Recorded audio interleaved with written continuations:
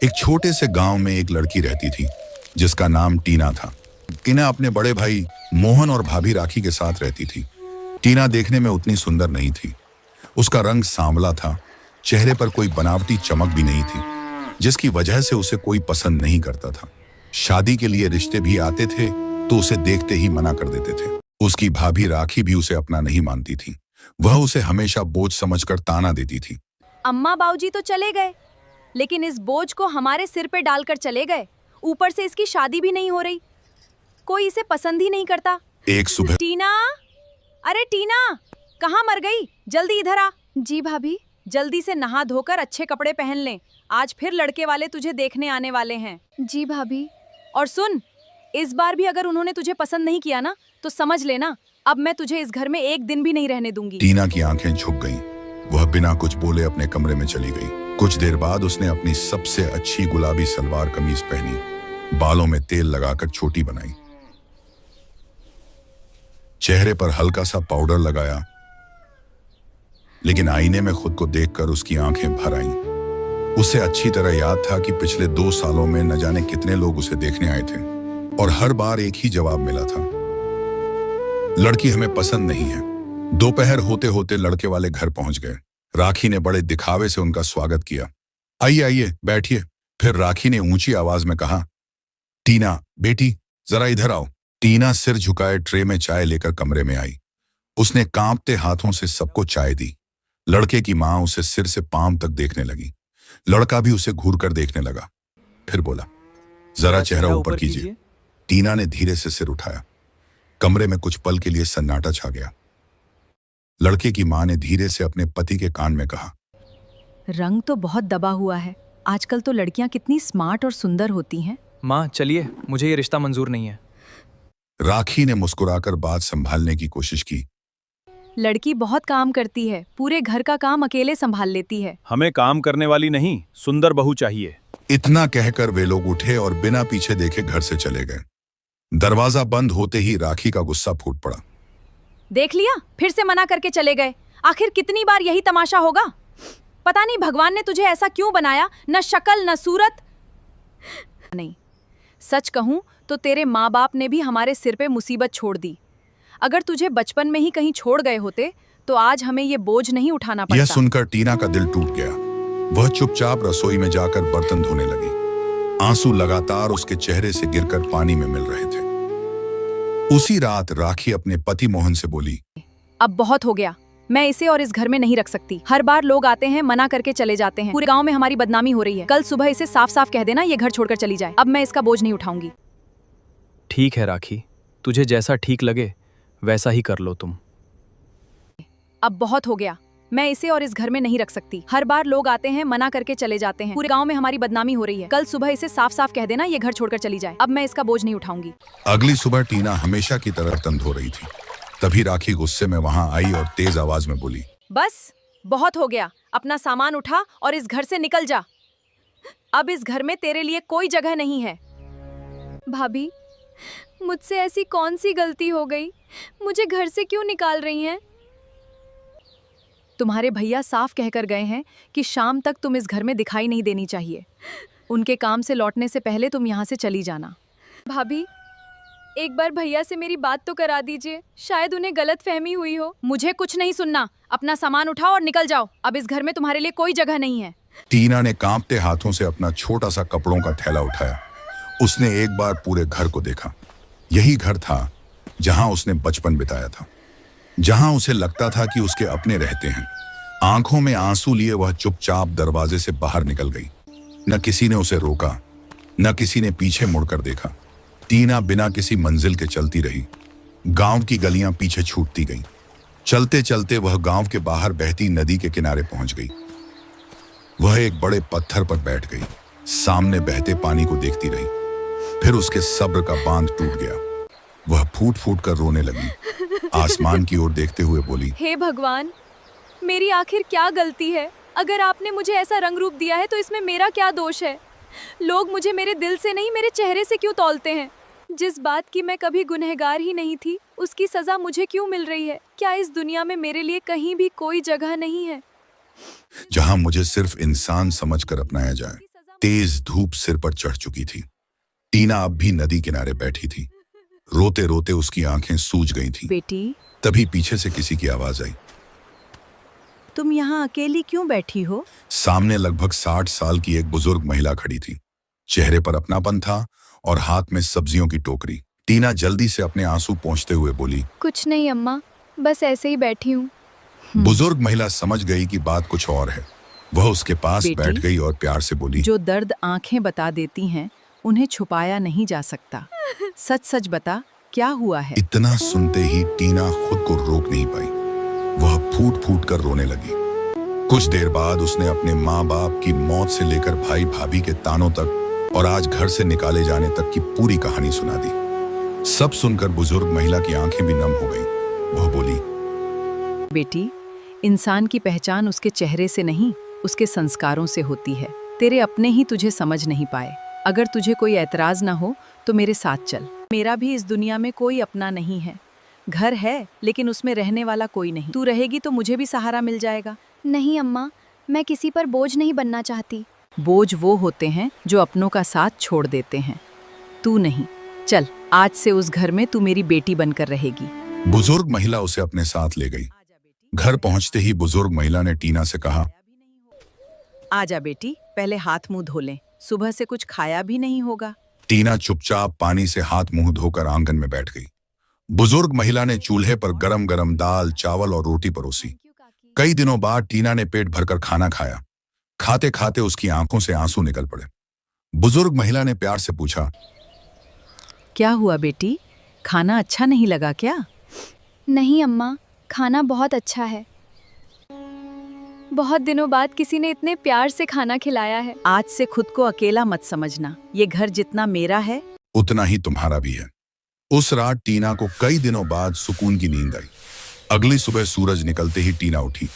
उसने आंगन में झाड़ू लगाया, पानी भरा और घर के छोटे मोटे काम निपटा दिए। बुजुर्ग महिला यह सब देखकर मुस्कुरा रही थी। थोड़ी देर बाद टीना बोली, अम्मा, मैं घर में खाली नहीं बैठ सकती। मैं भी कोई काम करना चाहती हूँ। नहीं बेटी, अभी तू आराम कर। इतनी तकलीफ झेली है। टीना ने विनम्रता से कहा, आराम तो बहुत कर लिया अम्मा। अब अपने पैरों पर खड़ा होना चाहती हूँ। किसी पर बोझ बनकर नहीं रहना चाहती। दोनों इसी बारे में बात कर ही रही थीं कि अचानक टीना की नजर घर के पीछे पड़ी। वहां का नजारा देखकर वह हैरान रह गई। बुजुर्ग महिला के छोटे से घर के पीछे थोड़ी सी जमीन थी। उस जमीन पर बनी बांस की मचान पर हरे हरे करेलों की बेलें इतनी फैल चुकी थीं कि छप्पर की छत तक ढक गई थीं। मोटे मोटे ताजे करेले गुच्छों में लटक रहे थे। इतने करेले थे कि तोड़ने वाला कोई नहीं था। टीना ने हैरानी से पूछा, अम्मा, इतने सारे करेले? हाँ बेटी, हर साल बेल खूब फल देती है। मैं इतने करेले खा भी नहीं पाती। कुछ पड़ोसियों को बांट देती हूँ और बाकी ऐसे ही खराब हो जाते हैं। टीना कुछ देर सोचती रही, फिर उसके चेहरे पर हल्की सी मुस्कान आई। अम्मा, अगर आप कहें तो इन्हीं करेलों से कुछ नया बनाकर बेचते हैं। शायद भगवान ने हमारे लिए यही रास्ता रखा है। क्या बनाओगी बेटी? करेला बिरयानी। ऐसा स्वाद बनाऊंगी कि जो एक बार खाएगा बार बार खाने आएगा। अगर तुझे अपने हाथों पर भरोसा है तो मुझे भी तुझ पर पूरा भरोसा है। कल से हम दोनों मिलकर शुरुआत करेंगे। अगली सुबह टीना और अम्मा बहुत जल्दी उठ गईं। दोनों ने मिलकर ताजे करेले तोड़े। टीना ने बड़े ध्यान से करेलों को धोया, पतले पतले टुकड़ों में काटा और नमक लगाकर कुछ देर रखा ताकि उनकी कड़वाहट कम हो जाए। फिर उसने चूल्हे पर मसाले भुने, चावल पकाए और अपने हाथों से एक अलग तरह की करेला बिरयानी तैयार की। जब बिरयानी की खुशबू पूरे आंगन में फैली तो अम्मा भी हैरान रह गईं। उन्होंने एक और चखते ही कहा, अरे बेटी, मैंने तो कभी सोचा भी नहीं था कि करेले से इतनी स्वादिष्ट बिरयानी बन सकती है। टीना हल्का सा मुस्कुराई। उसने पुराने बर्तन साफ किए, बिरयानी को एक बड़े भगोने में भरा, अम्मा के साथ गांव के चौक की ओर चल पड़ी। शुरू में लोग नाम सुनकर ही हंसने करेला लगे। बिरयानी। क्या करेले की भी बिरयानी होती है? ये लड़की कैसी अजीब चीज बेच रही है। करेला बिरयानी? अरे भाई, करेले की भी कोई बिरयानी होती है क्या? टीना ने किसी की बात का बुरा नहीं माना। उसने विनम्रता से कहा, एक बार चख कर देख लीजिए, पसंद ना आए तो पैसे मत दीजिएगा। एक बूढ़े किसान ने उत्सुकता में थोड़ी सी बिरयानी चखी। जैसे ही उसने पहला कौर खाया, उसकी आंखें फैल गईं। अरे वाह, ये तो कमाल का स्वाद है। करेले की कड़वाहट तो बिल्कुल महसूस ही नहीं हो रही। उस किसान ने तुरंत एक प्लेट और खरीद लिया। उसे खाते देख दूसरे लोग भी रुकने लगे। थोड़ी ही देर में टीना के भगोने के पास भीड़ लग गई। मेरे लिए भी देना। देखते ही देखते दोपहर लिए तक भी सारी देना। बिरयानी बिक गई। टीना ने जब कमाई गिनी, उसकी आंखों में खुशी के आंसू आ गए। उसने कभी एक दिन में इतने पैसे नहीं देखे थे। घर लौटते समय उसने सबसे पहले अम्मा के लिए दवा खरीदी, फिर घर का राशन और थोड़ी सी मिठाई भी ले ली। अम्मा ने मिठाई देखकर पूछा। टीना मुस्कुराकर बोली, आज हमने अपनी मेहनत की पहली कमाई की है। अम्मा की आंखें भर आईं। उन्होंने टीना को गले लगाते हुए कहा, जिसे लोग बोझ समझकर घर से निकाल देते हैं, वही लड़की आज अपने पैरों पर खड़ी हो रही है। भगवान तुझे बहुत खुश रखे बेटी। उस दिन के बाद टीना रोज करेले की बिरयानी बनाने लगी। धीरे धीरे उसकी बिरयानी पूरे गांव में मशहूर हो गई। लोग दूर दूर से सिर्फ टीना की करेला बिरयानी खाने आने लगे। अब उसकी जिंदगी में पहली बार उम्मीद की रोशनी दिखाई देने लगी थी। कुछ ही दिनों में टीना की करेला बिरयानी पूरे गांव में मशहूर हो गई। अब सुबह होते ही टीना और अम्मा दोनों मिलकर ताजे करेले तोड़ती। टीना बड़े प्यार से बिरयानी बनाती और दोनों गांव के चौक पर अपनी छोटी सी दुकान लगा देती। धीरे धीरे कमाई भी अच्छी होने लगी। एक दिन दोपहर के समय एक युवक बाइक से गांव पहुंचा। राम राम चाचा। उसका नाम अर्जुन था। वह किसी राम काम बेटा। से शहर से लौट रहा था। गांव के चौक पर अचानक उसकी नजर एक छोटी सी दुकान पर पड़ी, जहां बड़े अक्षरों में लिखा था, टीना की स्पेशल करेला बिरयानी। अर्जुन हैरानी से मुस्कुराया। अरे, करेला और बिरयानी? करेले की बिरयानी भी बनती है? ऐसा भी होता है क्या? जिज्ञासा में उसने अपनी बाइक रोकी और दुकान के पास चला आया। टीना मुस्कुराकर बोली, एक बार चक्कर देखिए, पसंद ना आए तो पैसे मत दीजिएगा। अर्जुन ने एक प्लेट मंगाई। पहला कौर खाते ही उसकी वाह, आंखें फैल ये गईं। तो सच में कमाल की बिरयानी है। मैंने आज तक ऐसी बिरयानी कभी नहीं खाई। उसने पूरी प्लेट खत्म कर दी। पैसे देते समय उसकी नजर पहली बार टीना पर गई। सांवला चेहरा, साधारण सलवार कमीज, बिना किसी बनावटीपन के मासूम मुस्कान और आंखों में सादगी।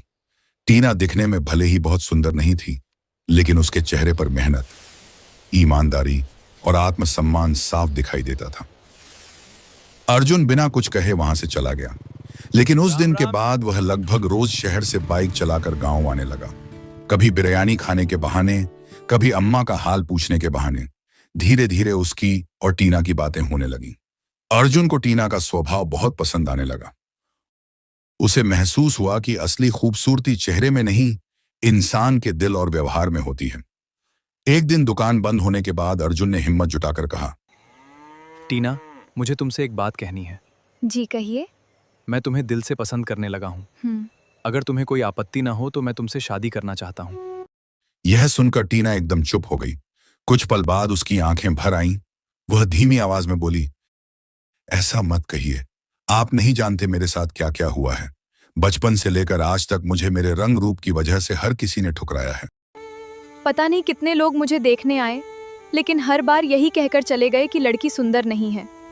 मेरी अपनी भाभी ने भी मुझे बोझ कहकर घर से निकाल दिया था। टीना ने सिर झुका लिया।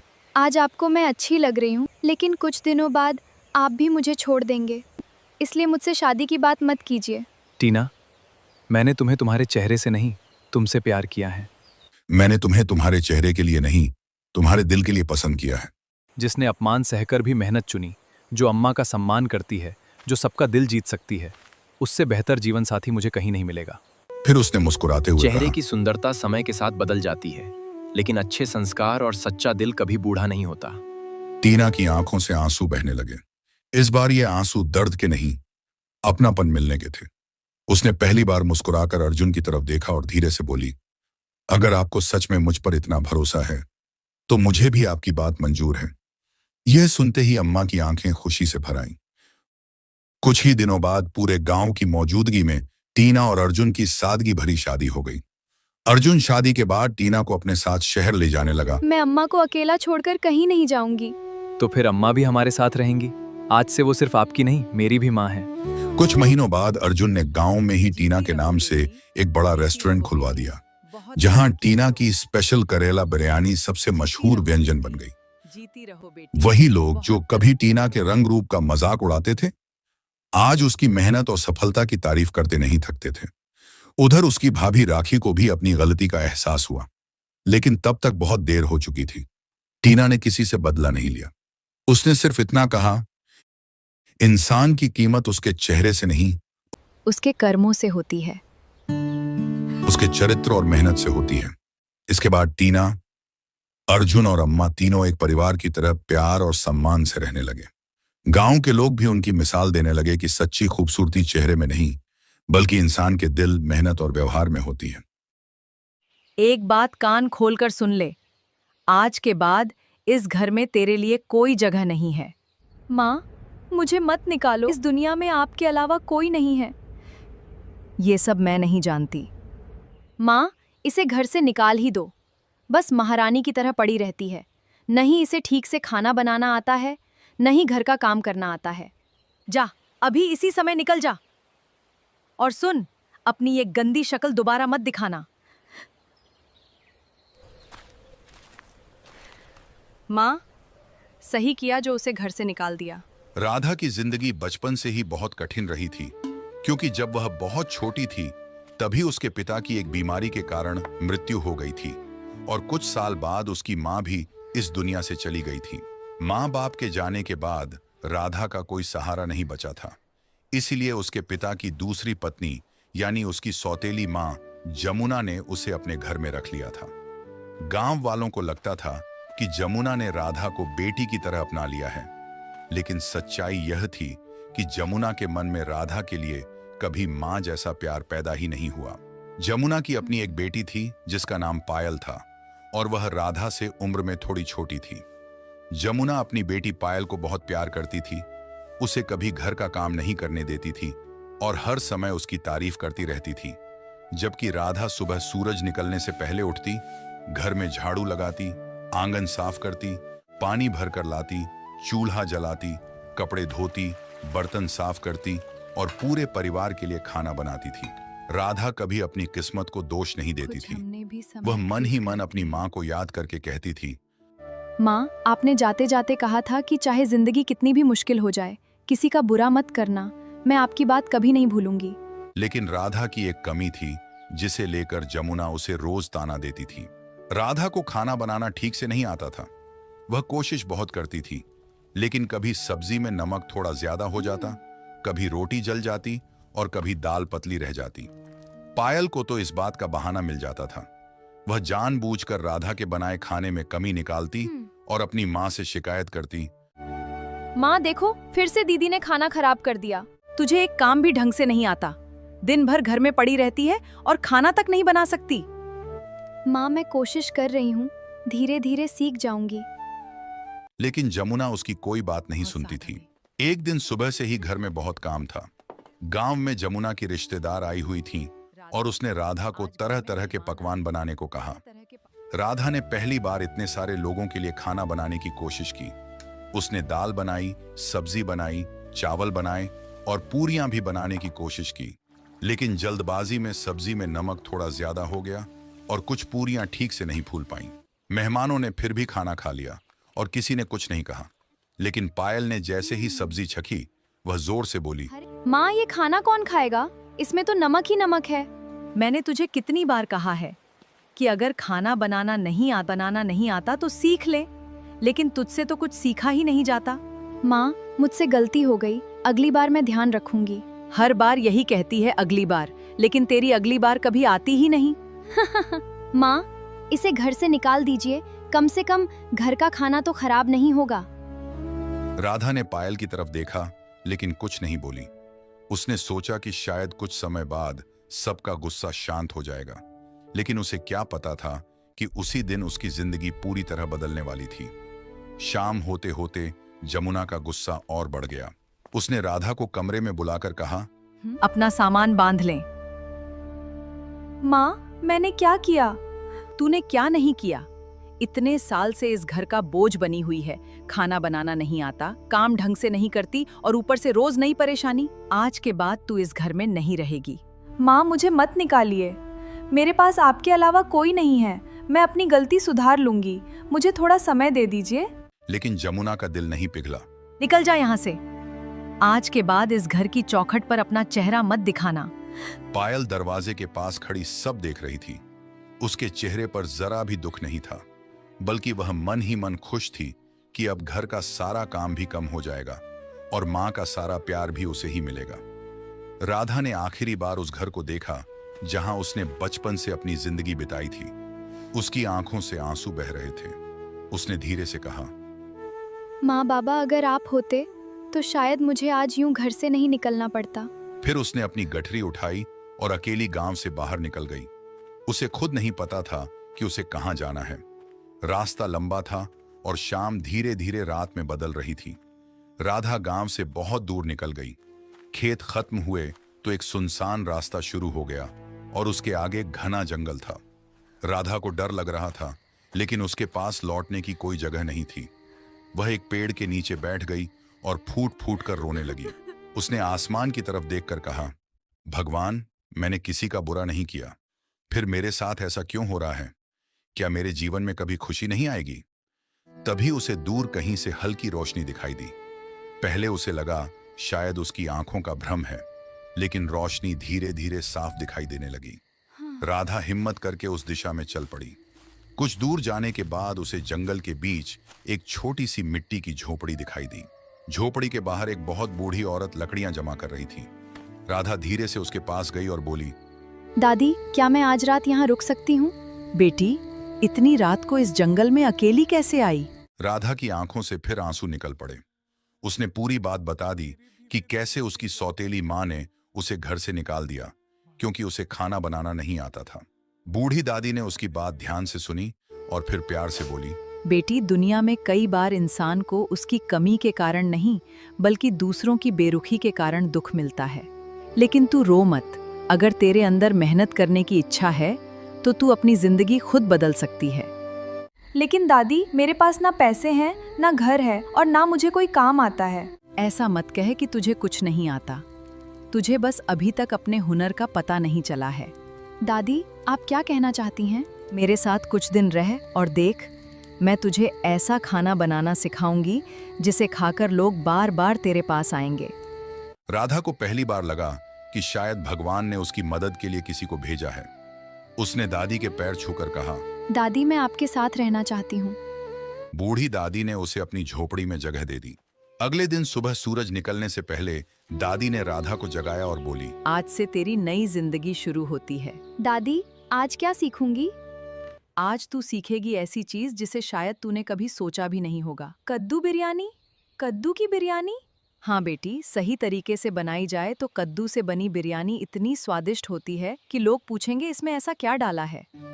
लेकिन सिर्फ स्वाद ही नहीं, इसमें मेहनत, सफाई और प्यार भी डालना पड़ता है। दादी ने राधा को सबसे पहले अच्छे चावल चुनना सिखाया, फिर कद्दू को सही आकार में काटना, मसालों का संतुलन रखना, प्याज को सुनहरा करना और चावल को सही समय पर पकाना सिखाया। राधा ध्यान से हर चीज देखती और खुद करके सीखती। पहली बार उसकी बिरयानी ठीक नहीं बनी। कभी चावल ज्यादा गल गए, कभी कद्दू ज्यादा पक गया और कभी मसाला कम रह गया। राधा निराश होकर बोली, दादी, मुझसे ये भी नहीं बन रहा। पहली कोशिश में कोई भी इंसान माहिर नहीं बनता। गलती से डरोगी तो कभी सीख नहीं पाओगी। राधा ने फिर कोशिश की। दूसरी बार स्वाद थोड़ा अच्छा हुआ, तीसरी बार उससे भी बेहतर। चौथी बार दादी ने एक कौर चखा और मुस्कुराकर बोली, अब बात बन रही है। सच दादी? हाँ बेटी, अब तू इसे लोगों तक पहुंचा सकती है। कौन खरीदेगा मेरी बिरयानी?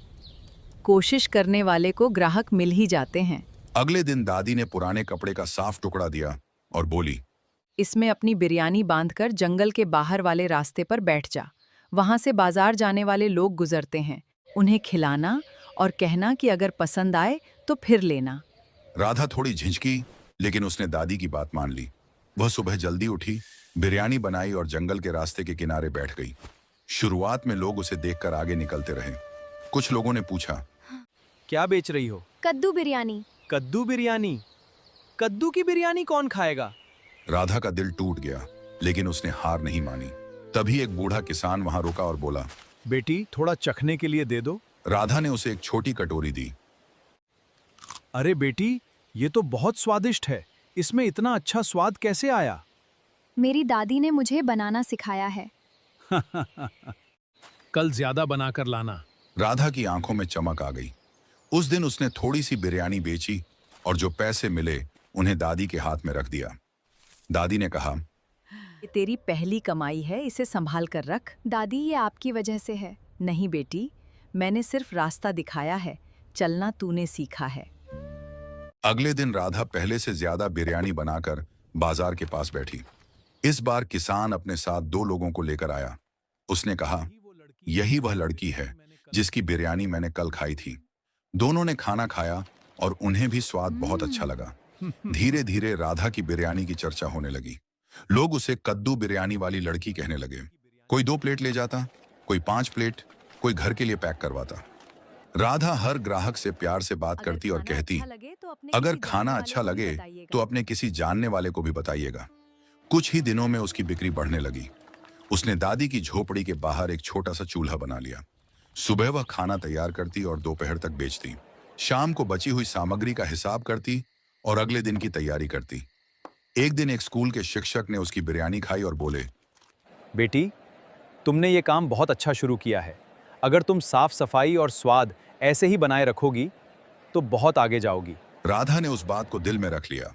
उसने अपने छोटे से काम को और व्यवस्थित करना शुरू किया।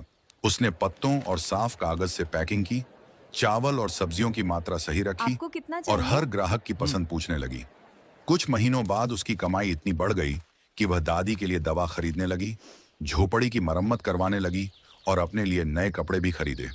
लेकिन उसने कभी अपनी पुरानी जिंदगी को नहीं भुलाया। एक दिन शाम को वह दादी के पास बैठी थी। दादी ने पूछा, बेटी, अब तू खुश है? दादी, पहले मुझे लगता था कि मेरे पास कुछ नहीं है, लेकिन अब समझ आया कि मेरे हाथों में मेहनत है और आपकी दी हुई सीख है। यही सबसे बड़ी दौलत है। अगर आपको भी लगता है कि किसी इंसान की किस्मत उसकी मेहनत बदल सकती है तो अभी कमेंट में लिखिए, मेहनत कभी बेकार नहीं जाती। आपका ये छोटा सा कमेंट राधा जैसी कहानी को आगे बढ़ाने की हमारी हिम्मत बनता है। समय गुजरता गया और राधा की कद्दू बिरयानी की मांग बढ़ती गई। अब लोग दूर दूर के गांवों से उसके पास आने लगे। एक दिन बाजार के एक दुकानदार ने राधा से कहा, बेटी, तुम चाहो तो अपनी छोटी सी दुकान खोल सकती हो। छी, तुम्हारा खाना बहुत अच्छा है। राधा ने दादी से सलाह ली। दादी ने कहा, अगर काम ईमानदारी से बढ़ा सकती है तो डरना मत। राधा ने अपनी सारी बचत निकाली और बाजार के किनारे एक छोटी सी दुकान किराए पर ले ली। दुकान के बाहर उसने हाथ से एक बोर्ड बनाया, दादी की कद्दू बिरयानी। दुकान का नाम देखकर लोग मुस्कुराने लगे। शुरुआत में दुकान छोटी थी, लेकिन खाना इतना अच्छा था कि कुछ ही दिनों में वहां भीड़ लगने लगी। राधा सुबह से रात तक काम करती, लेकिन अब उसके चेहरे पर थकान से ज्यादा संतोष दिखाई देता था। उसने दादी के लिए एक आरामदायक कमरा भी बनवा दिया। दादी अक्सर दुकान के कोने में बैठकर राधा को काम करते हुए देखती और मन ही मन भगवान को धन्यवाद देती। दूसरी तरफ उसी गांव में जमुना की जिंदगी पहले जैसी नहीं रही थी। राधा के जाने के बाद घर का सारा काम पायल और जमुना को खुद करना पड़ता था। पायल को तो काम करने की आदत ही नहीं थी। वह 2 दिन में ही परेशान हो गई। एक सुबह पायल ने माँ, कहा, राधा होती थी तो वो सब काम कर देती थी। जमुना कुछ पल चुप रही। पहली बार उसके मन में यह बात आई कि जिसे वह निकम्मी समझती थी, वही रोज सुबह से रात तक उनके लिए काम करती थी। लेकिन उसका अहंकार अभी पूरी तरह टूटा नहीं था। वह बोली, रहने दे, अब उसे याद करके क्या फायदा। तभी गांव की एक औरत उनके घर आई और बोली, अरे जमुना, तुम्हें पता है तुम्हारी सौतेली बेटी राधा ने बाजार में अपनी दुकान खोल ली है? कौन सी दुकान? दादी की कद्दू बिरयानी नाम से दुकान चलाती है। लोग उसकी बिरयानी खाने दूर दूर से आते हैं। जमुना को विश्वास नहीं हुआ। उसने पूछा, सच कह रही हो? मैं खुद खाकर आई हूँ, बहुत स्वादिष्ट बनाती है। जमुना के चेहरे पर चिंता की लकीरें दिखाई देने लगीं। पायल भी पास बैठी थी। उसने कहा, माँ, शायद कोई और राधा होगी। हमारी राधा को तो खाना बनाना ही नहीं आता था। वही राधा है। अब तो लोग कहते हैं कि वो बहुत मेहनती लड़की है। जमुना के मन में हलचल मच गई। जिस लड़की को उसने यह कहकर घर से निकाल दिया था कि उसे खाना बनाना नहीं आता, वही आज अपने खाने के कारण मशहूर हो रही थी। अगले दिन जमुना खुद बाजार जाने का फैसला करती है। वह दूर खड़ी होकर राधा की दुकान देखने लगी। सामने लोगों की भीड़ थी। राधा मुस्कुराकर ग्राहकों को खाना दे रही थी। कोई कह रहा था, बेटी एक प्लेट और देना। कोई कह रहा था, कल अपने भाई को भी लेकर आऊंगा। राधा हर किसी से प्यार से बात कर रही थी। जमुना दूर खड़ी यह सब देख रही थी और उसके मन में पुरानी बातें घूमने लगी। उसे याद आया जब राधा छोटी थी और उसकी बेटी पायल का बचा हुआ खाना भी वह खुद नहीं खाती थी। तब राधा चुपचाप वहीं खाना खाकर सो जाती थी। उसे याद आया कि कैसे राधा बीमार होने के बावजूद घर का काम करती थी। उसे याद आया कि जिस दिन उसने राधा को घर से निकाला था, उस दिन राधा हाथ जोड़कर कह रही थी, मां मुझे मत निकालिए। जमुना की आंखों में आंसू आ गए, लेकिन वह राधा के सामने जाने की हिम्मत नहीं कर पाई। वह वापस घर लौट आई। रात को उसने पायल से कहा, बेटा, शायद मैंने राधा के साथ बहुत गलत किया। माँ, अब अचानक आपको उसकी याद क्यों आ रही है? क्योंकि आज मुझे समझ आया कि राधा खराब नहीं थी। मैं उसकी अच्छाई देख ही नहीं पाई। अगले कुछ दिनों तक जमुना राधा के बारे में सोचती रही। उधर राधा की दुकान लगातार बढ़ती जा रही थी। एक दिन एक बड़े शहर का भोजन व्यापारी उसकी दुकान पर आया। उसने बिरयानी खाई और कहा, बेटी, तुम्हारे हाथ में बहुत अच्छा स्वाद है। अगर तुम चाहो तो मैं तुम्हें शहर में दुकान खोलने में मदद कर सकता हूँ। राधा ने दादी से बात की। दादी ने कहा, आगे बढ़ बेटी, लेकिन अपने पुराने समय को कभी मत भूलना। राधा शहर जाने लगी, लेकिन उसने गांव वाली दुकान बंद नहीं की। उसने वहां अपने जैसी 2 गरीब लड़कियों को काम दिया ताकि उन्हें भी रोजगार मिल सके। अब राधा सिर्फ सफल नहीं हो रही थी, बल्कि दूसरों की जिंदगी भी बदल रही थी। एक दिन जमुना ने आखिरकार हिम्मत करके राधा की दुकान पर कदम रखा। राधा ने उसे देखते ही पहचान लिया। कुछ पल के लिए दोनों की आंखें मिली। उसने कहा, राधा, माँ, आप यहाँ? बेटी, मैं तुझे लेने आई हूँ। मुझे पता है मैंने तेरे साथ बहुत बुरा किया। मैंने तुझे बेटी नहीं समझा। तेरी छोटी छोटी गलतियों को अपराध बना दिया। जिस दिन तू घर से जा रही थी उस दिन भी मैंने तेरी एक बात नहीं सुनी। लेकिन आज मुझे समझ आया कि गलती तेरी नहीं थी, गलती मेरी थी। माँ, पायल कैसी है? वो ठीक है, लेकिन मैं आज सिर्फ उसे नहीं, तुझे भी बेटी कहने आई हूँ। अगर तेरे दिल में मेरे लिए थोड़ी भी जगह बची है तो मुझे माफ कर दे। माँ, आपने मुझे बहुत दुख दिया था, लेकिन अगर आज आपको अपनी गलती का एहसास हो गया है तो मैं पुरानी बातें हमेशा के लिए पीछे छोड़ना चाहती हूँ। तभी पीछे से दादी बाहर आईं। उन्होंने जमुना को देखा तो कुछ पल शांत रहीं। जमुना उनके पैरों में बैठ गई और बोली, माँ, मुझे माफ कर दीजिए। मैंने आपकी पोती को बहुत दुख दिया। गलती स्वीकार करने वाला इंसान छोटा नहीं होता। हमेशा सुखी रहो और खुश रहो। दादी, मैं वापस उस घर में नौकरानी बनकर नहीं जाऊंगी। नहीं बेटी, अब तू उस घर में बेटी बनकर जाएगी। मैं तुझसे कोई काम नहीं करवाऊंगी। मैं सिर्फ तेरा प्यार वापस चाहती हूँ। राधा ने अपनी आंखों के आंसू पोंछे और कहा, मां, मैं घर जरूर आऊंगी, लेकिन एक शर्त पर। जमुना ने पूछा, क्या? राधा ने कहा, पायल को भी मेरे साथ मिलकर काम करना होगा। उसे भी समझना होगा कि किसी काम को छोटा नहीं समझना चाहिए। जमुना ने सिर हिलाया। कुछ दिनों बाद राधा अपने गांव वापस गई। पायल उसे देखकर चुप हो गई। फिर धीरे से उसके पास आई और बोली, दीदी, मैंने भी तुम्हारे साथ बहुत गलत किया। मैं तुम्हारा मजाक उड़ाती थी और तुम्हारी हर मेहनत को कम समझती थी। राधा ने मुस्कुराकर कहा, अगर तुम्हें सच में अपनी गलती का एहसास है तो आज से हम दोनों बहनें मिलकर काम करेंगे। पायल ने पूछा, क्या तुम मुझे कद्दू बिरयानी बनाना सिखाओगी? राधा हंस पड़ी और बोली, क्यों नहीं, लेकिन एक बात याद रखना, बिरयानी बनाने से पहले दिल में प्यार होना चाहिए। पायल ने सिर हिलाया। उस दिन से पायल भी राधा के साथ काम करने लगी। धीरे धीरे राधा ने अपनी दुकान को बड़ा किया और गांव की कई गरीब महिलाओं को काम दिया। उसकी कद्दू बिरयानी की चर्चा दूर दूर तक फैल गई। कुछ साल बाद उसने शहर में भी एक बड़ा भोजनालय खोल लिया और उसने गांव में गरीब लड़कियों के लिए खाना बनाने और छोटे व्यवसाय का प्रशिक्षण शुरू किया। कई लड़कियों ने वहां से सीखकर अपने छोटे छोटे काम शुरू किए। दादी अक्सर कहती, देख राधा, जिस लड़की को दुनिया ने कमजोर समझा था, आज वही दूसरों को मजबूत बना रही है। राधा मुस्कुराकर कहती, दादी, मैंने आपसे सीखा है कि अगर कोई रास्ता बंद हो जाए तो रोने के बजाय नया रास्ता तलाशना चाहिए। और उस दिन से राधा की जिंदगी बदल गई।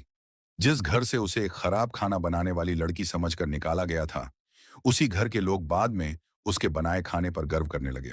जमुना को अपनी गलती का एहसास हो गया था और उसने राधा को दिल से बेटी का अधिकार दिया। दोस्तों, अगर आपको यह कहानी दिल को छू गई हो तो वीडियो को लाइक जरूर करें, चैनल को सब्सक्राइब करें और कमेंट में बताएं कि आपको राधा की कहानी का सबसे अच्छा हिस्सा कौन सा लगा।